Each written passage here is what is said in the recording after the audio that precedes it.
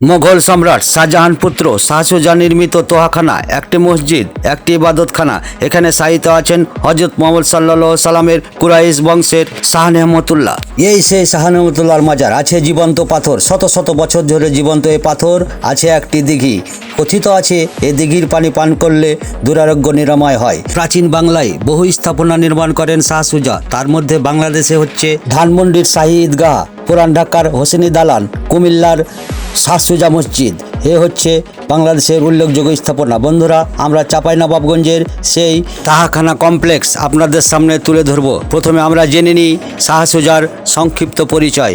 শাহসুজা কে ছিলেন? বন্ধুরা, আমরা সকলে জানি জগৎ বিখ্যাত সেই ভারতের আগ্রার তাজমহলের কথা, যা পৃথিবীর ইতিহাসে আজও সপ্তম আশ্চর্য হয়ে দাঁড়িয়ে আছে। বন্ধুরা, মুঘল সাম্রাজ্যের পঞ্চম সম্রাট শাহজাহানের সবচেয়ে প্রিয়তম পত্নী মমতাজ বেগম এখানে শায়িত আছে, যা দেখার জন্য পৃথিবীর বিভিন্ন প্রান্ত হতে লক্ষ লক্ষ পর্যটক ছুটে আসে। মুঘল সম্রাট শাহজাহানের সন্তানদের মধ্যে চতুর্থ এবং মমতাজ বেগমের সন্তানদের মধ্যে দ্বিতীয় পুত্র হচ্ছে এই শাহসুজা। বন্ধুরা, ডান দিকে দেখতে পাচ্ছেন প্রাচীন বাংলার সুবেদার আলাউদ্দিন হোসেন শাহ নির্মিত এই ছোট সোনা মসজিদ।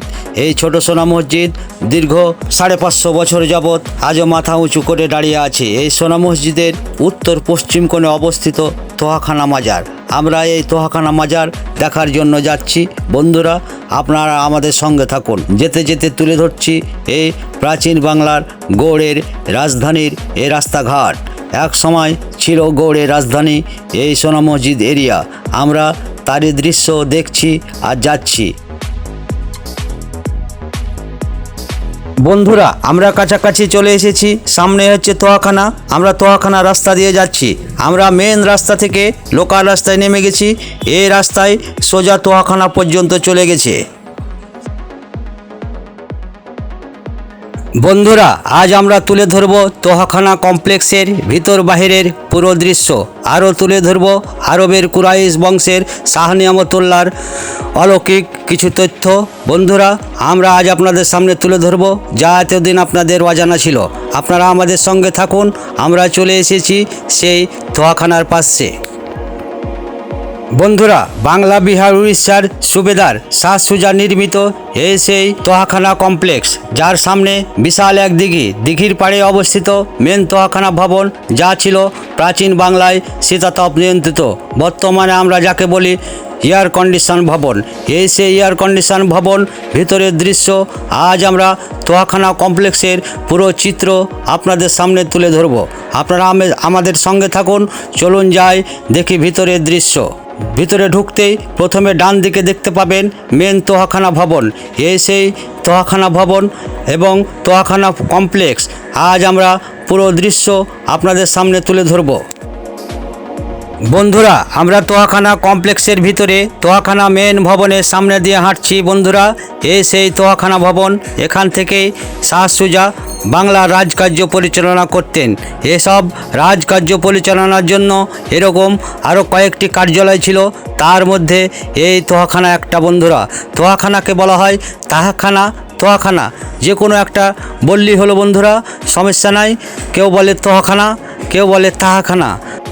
বন্ধুরা, কথিত আছে একদিন শাহসুজা পুকুর পাড়ে দাঁড়িয়ে আছেন এবং পুকুরের ওই পারে কোথা থেকে এসে বসে আছেন শাহ নেহমতুল্লাহ। দুজনের দেখা হলো, দুজনের কথা হলো এবং শাহ নেহমতুল্লাহ শাহসুজার কাছে আশ্রয় প্রার্থনা করলেন। শাহসুজার সন্দেহ হলো এই আল্লাহর ওলি কিনা। চেক করার জন্য 1 গিলাস শরবত এবং 1 গিলাস সাদা পানি এবং শরবতের সাথে দিলেন বিষ মিশ্রিত শরবত। অর্ধেক পান করলেন শাহ নেহমতুল্লাহ এবং অর্ধেক পুকুরে ফেলে দিলেন।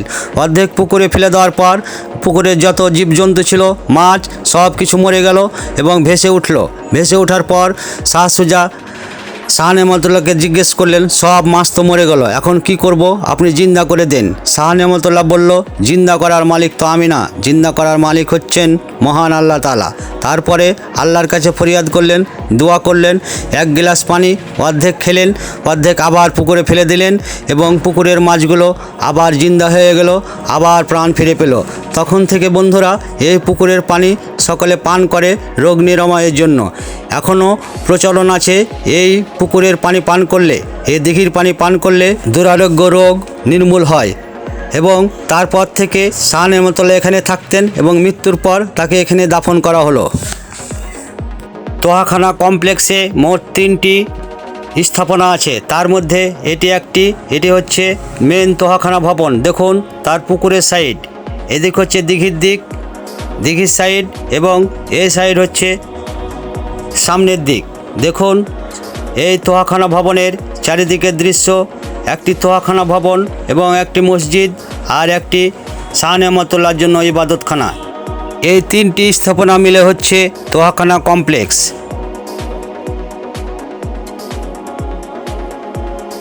তাহাখানা, মসজিদ ও ইবাদতখানা।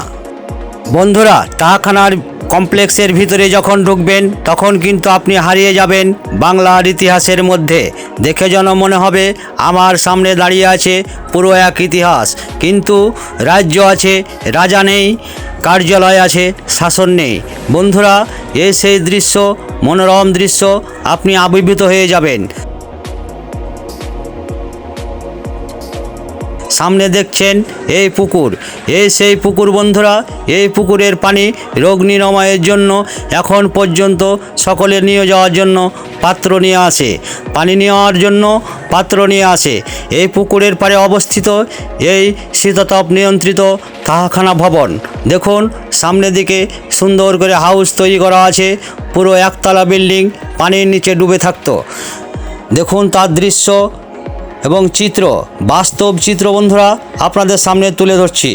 সে হাউজ, এই হাউজেই পানি রাখা হতো। দেখুন নিচ দিকে ফুটো আছে, সব ব্যবস্থা আছে পানিকে আপডেট করার জন্য, পুরাতন পানি ফেলে দেওয়ার জন্য, নতুন পানি ভরার জন্য সব ব্যবস্থা আছে।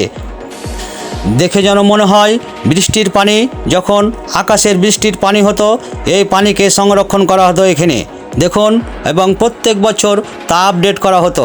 এভাবেই পুরো বিল্ডিংকে প্রখর রোদে ঠান্ডা রাখার জন্য এবং গ্রীষ্মকালে, চৈত্র মাসে গ্রীষ্মকালে ঠান্ডা রাখার জন্য এভাবেই পুরো বিল্ডিংয়ের নিচে পানি রাখা হতো। এভাবে করা হতো শীততাপ নিয়ন্ত্রিত, তাই বলা হয় এই বিল্ডিং শীততাপ নিয়ন্ত্রিত বিল্ডিং। বন্ধুরা, তাহাখানা কমপ্লেক্সের ভিতর মসজিদের সামনে একটি কবরস্থান আছে। এখানে কয়েকটি কবর আছে, জানি না বন্ধুরা এগুলো কার কবর, সাইনবোর্ডগুলো বোঝা যাচ্ছে না। আমরা এখন যাব সেই ইবাদতখানার ভিতর, যেখানে শায়িত আছেন কুরাইশ বংশের হজরত মুহাম্মদ সাল্লাল্লাহু আলাইহি সাল্লামের কুরাইশ বংশের শাহ নেমতুল্লাহ। এখানে ঢুকতে ডানে বামে অনেকগুলো কবর দেখতে পাচ্ছি বন্ধুরা, জানি না এগুলো কার, সাইনবোর্ড নাই, কিচ্ছু নাই, আমরা সেজন্য কোনো তথ্য দিতে পারছি না। আমরা এখন যাব সেই শাহ নেমতুল্লাহর মাজারের ভিতরে এবং ভিতরের দৃশ্য তুলে ধরব। বন্ধুরা, শাহ নেমতুল্লাহ ছিলেন হজরত মুহাম্মদ সাল্লাল্লাহু আলাইহি সাল্লামের কুরাইশ বংশধর। চলুন যাই ভিতরে, দেখি সেই আমাদের প্রিয় হুজুরের কবরস্থান।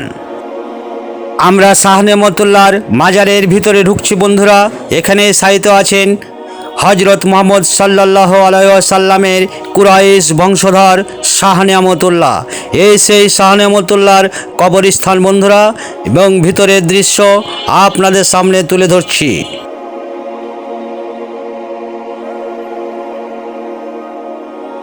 শাহ সুজা শাহ নেমতুল্লাহর ইবাদতের জন্য এই ভবনটি নির্মাণ করেন এবং দীর্ঘদিন এখানে ইবাদত করার পর শাহ নেমতুল্লাহর মৃত্যুর পর তাকে এখানে দাফন করা হয়। আমরা এই ভবনের চারিদিকের দৃশ্য আপনাদের ঘুরে ঘুরে দেখাচ্ছি বন্ধুরা।